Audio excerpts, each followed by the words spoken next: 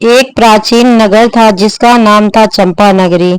इस नगर में राजवंशों का वैभव था, किंतु साथ ही साथ धरती पर साधारण और भोली मानवीयता भी विद्यमान थी। नगर के मध्य में भव्य मंदिर था, जहाँ प्रतिदिन पूजा अर्चना और राजसी समारोह होते थे। वहीं नगर के बाहर कई साधु संतों के आश्रम भी थे, जहाँ सत्संग होता और वेद पुराणों का निरंतर पाठ चलता रहता था। चंपा नगरी में धर्म और अधर्म के कई रूप देखे जा सकते थे। एक और सूर्यदेव की पहली किरण के साथ प्रभात कालीन वंदना होती, शंखनाद गूंजता, मंदिर की घंटियां बजती, तो दूसरी ओर मदिरालय और मांस की दुकानों पर रात्रि को खूब चहल पहल रहती। कुछ लोग धर्म करते तो कुछ लोग विषय वासना और भोग विलास में लिप्त रहते थे। इसी नगर के समीप एक वृद्ध व्यक्ति रहता था, जिसका नाम था हरिदास। हरिदास की आयु लगभग 70 वर्षों के पार हो चली थी। उसके बाल पक चुके थे, पीठ थोड़ी झुक गई थी और चेहरे पर झुर्रियों की रेखा उभर आई थी, किंतु उनकी आंखों में एक अजीब सा भाव था। जहाँ एक और पश्चाताप की छाया थी, वहीं दूसरी ओर एक नई आशा का प्रकाश भी झलकता था। वह एक छोटी सी कुटिया में रहता था, जो नगर के दक्षिणी छोर पर थी। कुटिया के सामने ही एक प्राचीन पीपल का वृक्ष खड़ा था, जिसके पत्ते साल भर हरियाली से चमकते रहते थे और उसकी शाखाओं पर सुबह शाम पक्षियों का कलरव गूंजता था। इसी पीपल के पास एक खुली जगह थी, जहां लोग कभी कभार बैठकर विश्राम कर लिया करते थे। हरिदास का जीवन बड़ा ही विचित्र रहा था। जवानी के दिनों में वह अत्यंत भोगी प्रवृत्ति का था। सुंदर वस्त्र पहनना, स्वादिष्ट भोजन करना, मदिरा पीना, मांस भक्षण, जुए में पैसा गंवाना और स्त्रियों के साथ व्यभिचार करना, यह सब उसके दैनिक जीवन के हिस्से थे।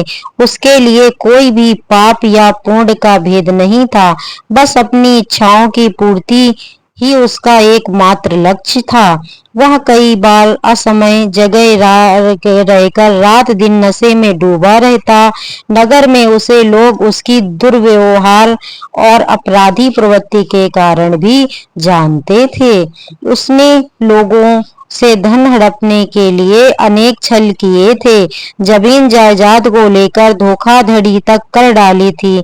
वह अपने माता पिता का इकलौता बेटा था, किंतु उसके देहांत के बाद उसे कोई मर्यादा बांधने वाला न रहा।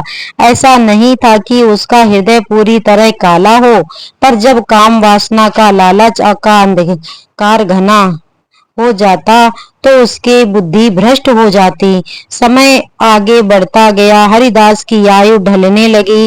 धीरे धीरे उसका शरीर वृद्ध होने लगा। जिन मित्रों के साथ उसने व्यभिचार और पाप का जीवन जिया था, वे सब धीरे धीरे उससे दूर हो गए। कारण था कि अब उसके पास ना दौलत बची थी, ना युवा आकर्षण, ना ही भोग के साधन। नगर में अब वह अकेला और बेसहारा महसूस करता था। जिन लोगों ने उसने कभी छल किया था, वे उसे देखकर कतराकर निकल जाते और तिरस्कार पूर्ण दृष्टि से देखते थे। हरिदास के भीतर कहीं ना कहीं एक क्षण अंतरात्मा जागी, जो उसे कचोट सी रही थी। उसने कितना कुछ गलत किया, पर उसके भीतर यह साहस नहीं था कि वह धीरे धीरे मंदिर जाकर क्षमा मांग सके। नगर के बड़े बड़े विद्वान पंडित भी उसे देखकर घृणा भाव दिखाते, क्योंकि वे उसकी कुव्याख्यात कहानियां सुन चुके थे। एक दिन ऐसे ही अपनी कुटिया के सामने बैठा हरिदास सोच रहा था कि उसका भविष्य क्या होगा। तभी उसकी दृष्टि सामने स्थित प्राचीन पीपल पर पड़ी। पत्तों से हल्की हवा के साथ मधुर सुराहट हो रही थी। ऐसी मानता है कि पीपल वृक्ष में देवताओं का वास होता है, इस विशेषकर भगवान विष्णु का। हरिदास के हृदय में नाना जाने क्यों एक कोमल भाव उमड़ आया। उसे लगा कि वह इस वृक्ष से कुछ संभल पा सकता है। उस दिन उसने अब पहली बार एक लोटा जल भरा, धीमे कदमों से जाकर पीपल के तने पर चढ़ाने लगा। जल चढ़ाने के समय उसकी आंखों में आंसू आ गए। उसे लगा जैसे वृक्ष ने स्वयं उसके आंसुओं को सोख लिया हो। वह वही जमीन पर बैठकर बोला, हे पीपल देव, मैंने जीवन भर पाप किया है। पता नहीं अब मुझे कोई क्षमा मिलेगी या नहीं, लेकिन मेरे मन ने आज कहा कि तुम्हारे चरणों में जल चढ़ाकर प्रायश्चित करूंगा। कृपा करके मुझे शांति दो। उसके इस शब्दों पर पीपल के पत्ते और भी तेजी से हिले, मानो इशारा कर रहे हों कि प्रकृति कभी किसी को अस्वीकार नहीं करती। उस दिन के बाद से हरिदास ने नियम बना लिया कि वह रोज सुबह उठकर स्नान करके पीपल को जल अर्पित करेगा। किसी बड़े कर्मकांड की उसे समझ नहीं थी, बस इतना जान गया कि वह वृक्ष उसके मन को सुकून देता है। जैसे जैसे दिन बीतते गए, हरिदास को पीपल के पास बैठकर कुछ पल व्यतीत करना अच्छा लगने लगा। उसकी आत्मा को एक हल्केपन का अनुभव होने लगा, मानो उसके पाप ताप कुछ कम हो रहे हों। कुछ समय बाद एक और घटना घटी।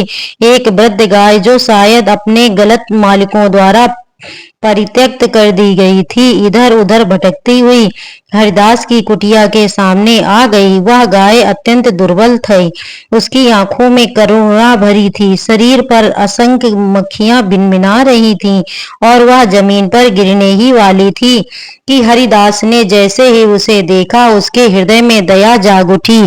आज से कुछ वर्ष पहले होता तो शायद हरिदास उसे धुतकार देता या भगा देता, किंतु अब उसकी आत्मा बदल रही थी। हरिदास ने तुरंत उस गाय को घास चरने को दी और बड़े ही प्रेम से उसे सहलाने लगा। गाय बड़े ही प्रेम से घास खाने लगी। फिर हरिदास ने अपने मैले कुचले कपड़े पहनकर एक कपड़ा बनाया और उससे गाय के घावों को साफ किया।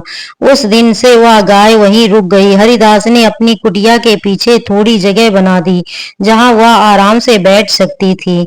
जो भी थोड़ा बहुत चारा बचता वह रोटी होती वह गाय को खिलाने लगा। धीरे धीरे गाय की हालत में सुधार होने लगा। अब हरिदास का प्रतिदिन का क्रम था भोर में उठना, स्नान करना, पीपल को जल चढ़ाना, फिर गाय की सेवा करना, उसके घावों को देखना और चारा खिलाना। उसने कई बार सोचा कि अगर वह कुछ पैसे इकट्ठे करके इस गाय को किसी गौशाला में भिजवा दे तो ठीक रहेगा, पर शहर के गौशाला के संचालक उसके पूर्व के पाप कर्मों से परिचित थे। वे हरिदास पर भरोसा नहीं करते थे, ना ही उस गाय को वहां रखने का आश्वासन देते। ऐसे में हरिदास ने तय किया कि अब यही गाय उसके जीवन का सहारा होगी। उसे इस वृद्ध गौ माता की सेवा करके कुछ पुण्य जरूर मिलेगा। समय बीता तो एक और प्राणी हरिदास की दैनिक जीवनचर्या में शामिल हो गया। वह था एक दुबला पतला भूरा कुत्ता। इस कुत्ते की आयु भी अच्छी खासी हो चली थी। हालांकि वह वृद्धावस्था में नहीं था, पर उसकी हालत बिखरी हुई लगती थी। उसके शरीर पर कई जगह घाव थे। वह नगर की गलियों में भटकता था। शायद कोई उसका मालिक था या उसने कभी किसी घटना पर दरवाजा देखा हो, पर अब उसे कोई अपनाता नहीं था। वह कभी कभी कूड़े में से कुछ खाने की कोशिश करता या राह चलते लोगों के फेंके टुकड़े बीन लेता। एक शाम वह हरिदास की कुटिया के सामने आ पहुंचा। हरिदास उस समय अपनी गाय को चारा खिला रहे थे। कुत्ते की भूखी आंखें हरिदास को देखने लगी। हरिदास का हृदय पिघल गया। उसने बची हुई रोटी निकाली और कुत्ते के आगे रख दी। वह कुत्ता बड़े प्रेम से रोटी खाने लगा। कुछ ही समय में वह रोटी समाप्त कर दी और पानी पीकर लौट गया। उस दिन से वह कुत्ता रोज संध्या के समय हरिदास की कुटिया के सामने आने लगा। हरिदास उसके लिए रोटी और कभी कभी बची हुई सब्जी भी रख देता। कुत्ते को भी एक आसरा मिल गया था। इस तरह हरिदास को कभी हिंसा, व्यभिचार और पाप का प्रतीक रहा करता था, अब उसकी जीवन संध्या में गौ माता, कुत्ते के प्रति दया दिखाने वाला करुण हृदय व्यक्ति बनता जा रहा था। उसे लगता था जैसे उसका मन दिन प्रतिदिन निर्मल हो रहा हो। वर्षों बीते, हरिदास की शारीरिक शक्ति और भी कमजोर होने लगी। उसके हृदय में आध्यात्म की जिज्ञासा बढ़ती जा रही थी। जब तक वह जीवित रहा उसने नित्य पीपल को जल चढ़ाया न छोड़ा और गौ माता की सेवा में लगे रहना न छोड़ा और भूखे कुत्ते को रोटी खिलाता रहा। इस संसार में हर प्राणी को एक दिन मृत्यु का वरण तो करना ही पड़ता है। इसी क्रम में एक दिन हरिदास अचानक बीमार पड़ गया। उसकी सांसें उखड़ने लगी, पूरे शरीर में कंपन होने लगा। कोई साथ सहारा न था सिवाय उस गाय के और उस कुत्ते के और सामने खड़े पीपल के। हरिदास की कुटिया में कोई संतान भी नहीं थी। वह अंतिम पल गिन रहा था। रात का समय था, हल्की चांदनी फैली हुई थी। पीपल के पत्ते मंद मंद हवा से हिल रहे थे। गाय पास में खड़ी होकर हरिदास को एक टक देख रही थी। उसकी आंखों में जल भरा था, मानो वह समझ रही हो कि हरिदास का अंत समय निकट है। कुत्ता भी कुटिया के द्वार पर खड़ा हुआ, पूंछ हिलाने लगा, बिना शांत भाव से, जैसे प्रार्थना कर रहा हो कि उसका मित्र कष्ट से मुक्त हो जाए। अचानक ही हरिदास के मुंह से कराह की आवाज आई और कुछ क्षणों में उसकी सांसें थमसी गईं। वह इस लोक से विदा हो गया। जैसे हरिदास की मृत्यु हुई, वातावरण में एक अजीब सी उदासी छा गई। रात गहरा गई और तभी एक तेज आभा के साथ कुछ आकृतियां आकाश में अवतरित हुई। यमराज दूत थे, काले रंग के भयानक चेहरे वाले, हाथों में पकड़ने के लिए पास लिए हुए। उन्होंने धरती पर आते ही हरिदास की श्वासों होकर उनकी ओर देखा। कुत्ता भौंकने लगा, पर यमदूतों पर इस सबका कोई असर न था। यमदूत आत्मा को पकड़कर आकाश में उड़ने को तत्पर हुए। उसी क्षण कुत्ता और गाय दोनों को अत्यंत शोक में देखा। पीपल के पत्तों में भी कंपन बढ़ गई और जैसा जान पड़ रहा था मानो पीपल भी विलाप कर रहा हो। तब अपनी पहली बार कुछ अद्भुत छटा। वह वृद्ध गाय जो अब तक मौन थी बोली, या तो वही हरिदास है जिसने मेरी सेवा की, मेरी जान बचाई। अब यह पापी कैसे हो सकता है? या तो दयालु था। कुत्ता उसकी बात सुनकर बोला, हाँ गौ माता, मैंने भी इसी कुटिया में जीवन पाया है। या मुझे रोज रोटी खिलाता था। मुझे तो यह मनुष्य बड़ा भला लगा।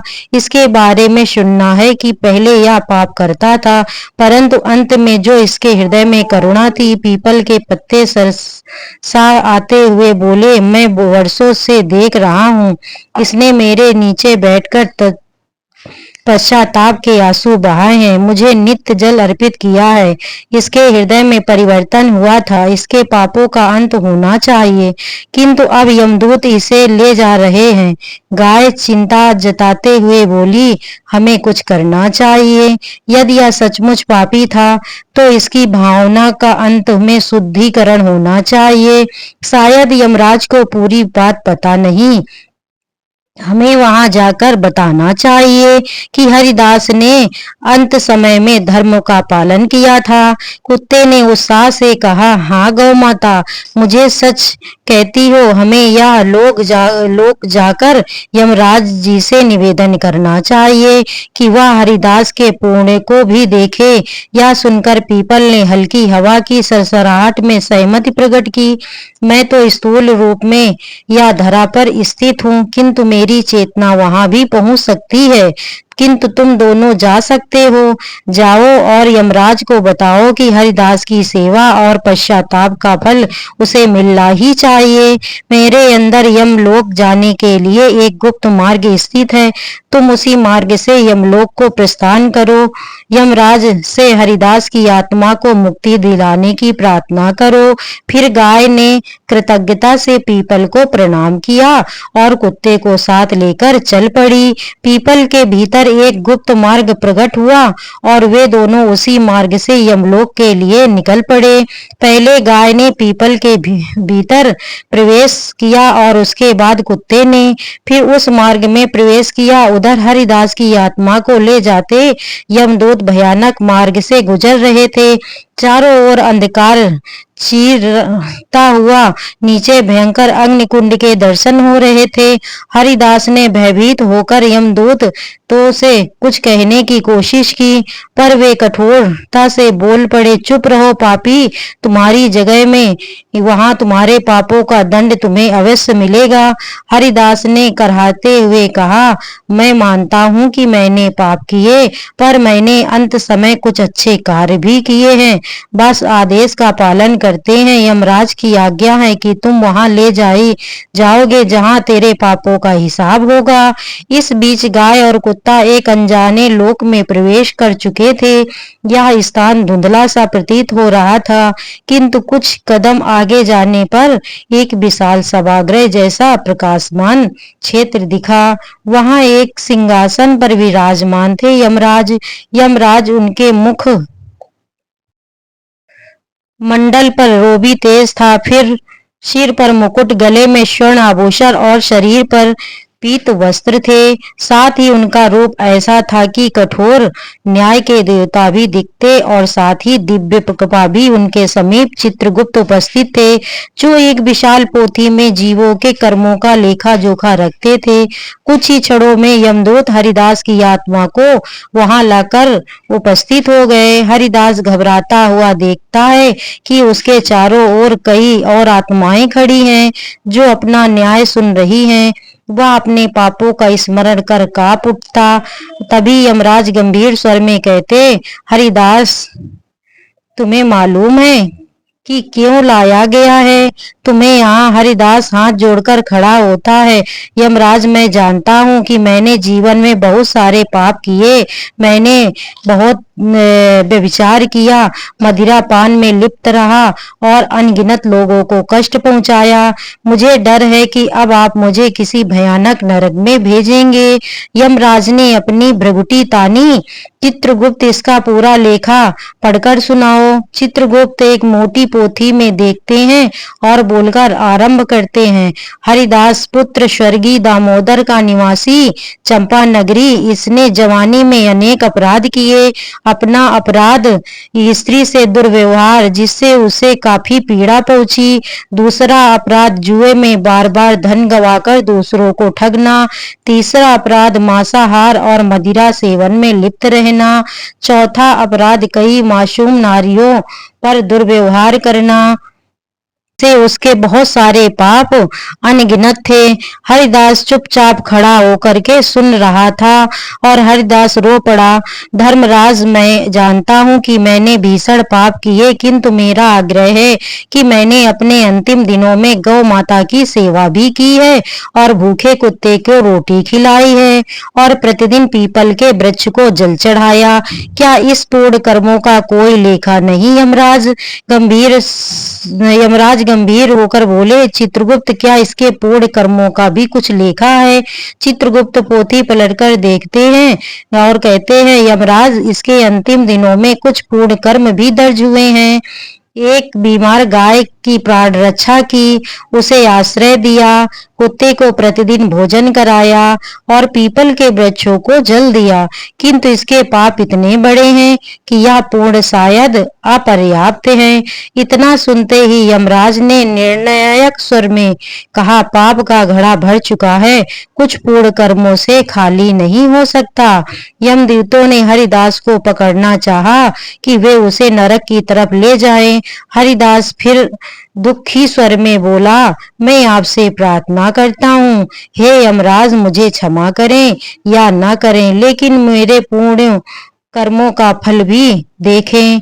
इसी क्षण एक तेजस्वी प्रकाश के साथ वहां नारद जी प्रकट हुए और गाय और कुत्ता भी वहां पर यमलोक आ गए। यमदूत चौंक जाते हैं। वे दहाड़कर कहते, तुम पशु कैसे यहाँ पर आए? गाय अपने नेत्रों में दीनता और करुणा भरकर यमराज के समक्ष झुकती है। यमराज, मेरा प्रणाम स्वीकार करे। मैं वही गाय हूँ जिसे इस मनुष्य ने, हरिदास ने अपने अंतिम दिनों में बचाया था। मेरे घावों को साफ किया, मुझे आसरा दिया और भोजन पानी की व्यवस्था की। यमराज ने थोड़ा आश्चर्यचकित होकर पूछना चाहा। गाय की वाणी में करुणा थी। वह कहने लगी, हे धर्मराज, मैं चाहती हूँ कि आप हरिदास के समस्त कर्मों पर पूर्ण दृष्टि डालें। यह सच है कि इसने पाप किए, किंतु उसने मुझे पूर्ण जीवन दिया। बेसहारा थी, संभवतः भूख प्यास से मर जाती अगर इसने मुझे ना बचाया होता। उसके पापों से कम है। आपसे विनती है कि इस पूर्ण को भी मान्यता दीजिए। यमराज के हाथ में पकड़ा दंड कुछ शिथिल हुआ। वे बोले, यह भी ठीक है, किंतु उसके पाप कम नहीं है गाय माता। इसका दंड निश्चित है। तुम ऐसा क्यों चाहती हो कि यह पापी सजा से बच जाए? गाय ने उत्तर दिया, केवल न्याय चाहती हूँ। मैं नहीं कहती कि इसके पाप ना गिने जाएं। मैं बस चाहती हूँ कि इसका पश्चाताप भी गिना जाए। यह मनुष्य जिसके भीतर दया और त्याग के भाव उदित हुए, उसने मुझे गौ माता समझकर सेवा की। यदि धर्म में गौ सेवा को विशेष महत्व दिया गया है, तो इसकी सेवा का फल भी तो इसे मिलना चाहिए। इतने में कुत्ता ने भी पूंछ हिलाते हिलाते बोला, हाँ यमराज, आज मेरी ओर भी देखिए। मैं एक तुच्छ कुत्ता हूँ। लोग मुझे अक्सर दूत कहते हैं, मारते हैं और धुतकारते हैं। हरिदास ने मुझे कभी लात नहीं मारी। उसने मुझे भोजन दिया, मेरे घावों को धोया, मुझे स्नेह दिखाया। मेरी समझ में यह बात नहीं आती कि इतना दयालु व्यक्ति कैसे सिर्फ नरक का अधिकारी हो सकता है। यमदूतों में से एक क्रोधित होकर बोला, चुप रहे कुत्ते, यमलोक में तू हमारे न्याय पर प्रश्न उठा रहा है। कुत्ता पीछे हट गया, पर उसने हिम्मत नहीं हारी। वह पुनः बोला, मैं बस यमराज जी से विनती कर रहा हूँ कि एक मनुष्य जिससे अंतिम समय पश्चाताप किया, गौ सेवा की और मुझ जैसे तुच्छ प्राणी पर दया दिखाई, उसके उद्धार का कोई मार्ग होना चाहिए। यमराज ने दोनों को शांत किया और अत्यंत गंभीरता से बोले, धर्म के नियम स्पष्ट हैं। जो जैसा कर्म करता है वैसा फल पाता है। हरिदास का अधिकांश जीवन पाप में बीता। गौ सेवा, कुत्ते को रोटी खिलाना और पीपर को जल देना, या उसके अंतिम दिनों में की कर्म है, पर क्या यह इतने बड़े हैं कि उसके घोर पाप को धो डाले? फिर देवर्षि नारद ने कहा, धर्मराज, आपके न्याय पर हम सभी को विश्वास है, किंतु धर्म का अर्थ केवल कठोर दंड नहीं, बल्कि वह प्रेम व करुणा भी है, जो प्रायश्चित करने वाले प्राणी को अच्छा मार्ग दिखाती है। हरिदास ने जीवन भर पाप किए, यह सत्य है, किंतु अंतिम अवस्था में उसने हृदय परिवर्तन किया। उसने रोज पीपल को जल चढ़ाया और विधिवत श्री हरि विष्णु का वास पीपल में माना जाता है। पीपल की नित्य सेवा करना हरिदास के भीतर निस्वार्थ भक्ति का प्रमाण है। यमराज ने गंभीर मुद्रा में पूछा, हे नारद, लेकिन क्या कुछ वर्षों की सेवा कई दशकों के पाप को मिटा सकती है? नारद जी ने समझाते हुए कहा, पाप और पुण्य का माप करना सरल नहीं है। कर्मों का फल अवश्य मिलता है, परंतु यदि कोई मनुष्य सच्चे हृदय से पश्चाताप कर उसके भगवान या धर्म का आश्रय लेता है, तो उसे अवश्य ही मोक्ष या उद्धार की राह मिलती है। हरिदास ने गौ माता की सेवा की। गौ सेवा का बड़ा महत्व है, क्योंकि गाय में सभी देवी देवताओं का वास माना गया है। उसने एक भूखे कुत्ते को भोजन दिया, जो दया का प्रतीक है, और उसने पीपल को जल चढ़ाकर ईश्वर का स्मरण किया। इन सब कर्मों में उसका शुद्ध या पश्चाताप से परिपूर्ण था मन। इसीलिए यह साधारण कर्म नहीं रहे, या तो ऐसे अच्छे कर्म हैं जिससे यमराज कुछ सोचने में डूबे और बोले, हे नारद, आपकी बातों का मैं सम्मान करता हूँ, परंतु धर्म का पालन मेरी जिम्मेदारी है। यदि ऐसे ही सब पापियों को क्षमा कर दूं, तो संसार में अधर्म फैल जाएगा। नारद जी ने उत्तर दिया, यमराज, क्षमा और दया भी धर्म का ही अंग है। यदि कोई प्राणी अंत तक पाप में लिप्त रहता है, तो उसे क्षमा न मिलती, पर यह तो प्रायश्चित किया है इसने, जो यह हृदय से कर चुका है।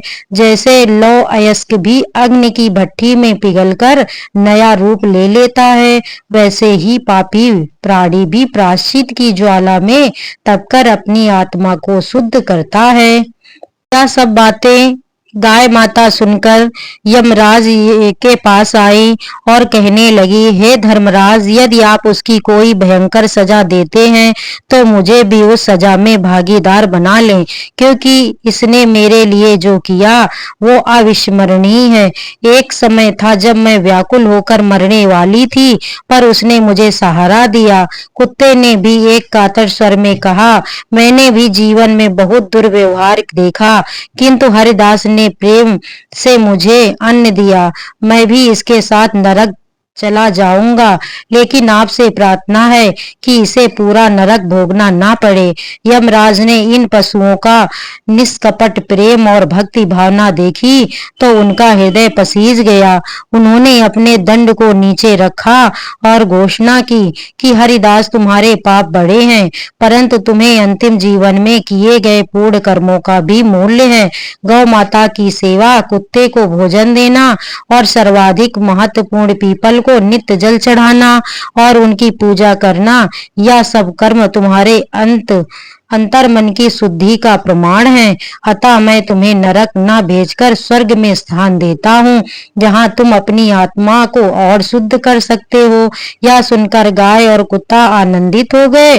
गौ माता ने हर्ष से सिर उठाया और कुत्ते ने खुशी में दुम हिलाई। हरिदास की आंखों में आंसू बहने लगे।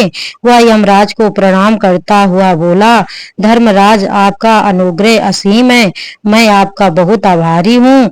मैं वचन देता हूँ कि आगे भी किसी भी जन्म में कभी पाप की राह न लूंगा।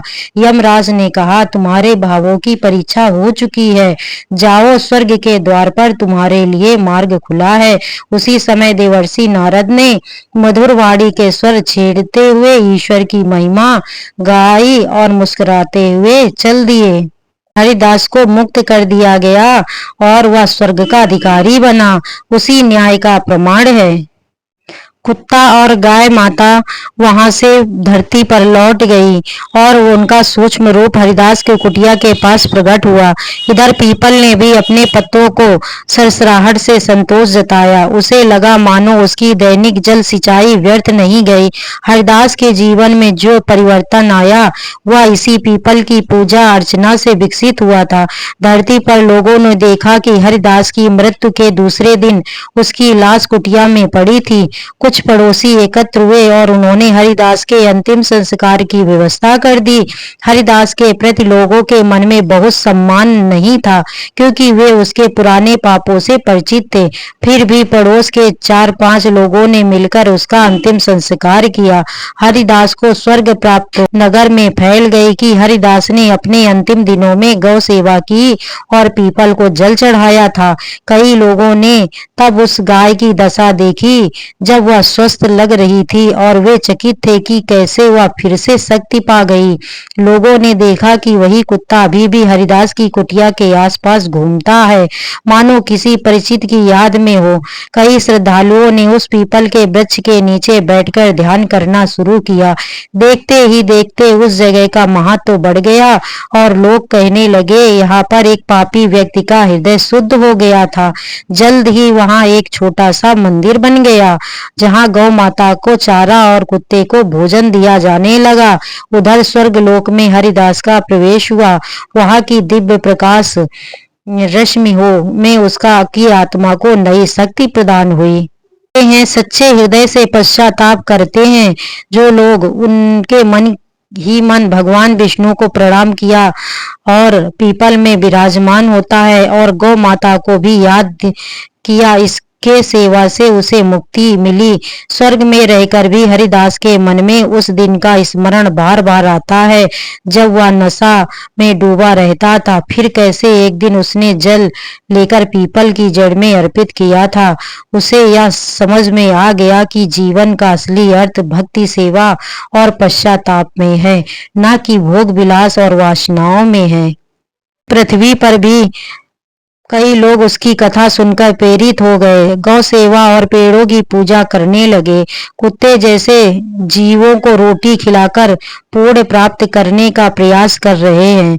यह देखकर हरिदास की आत्मा अत्यंत प्रसन्न हुई।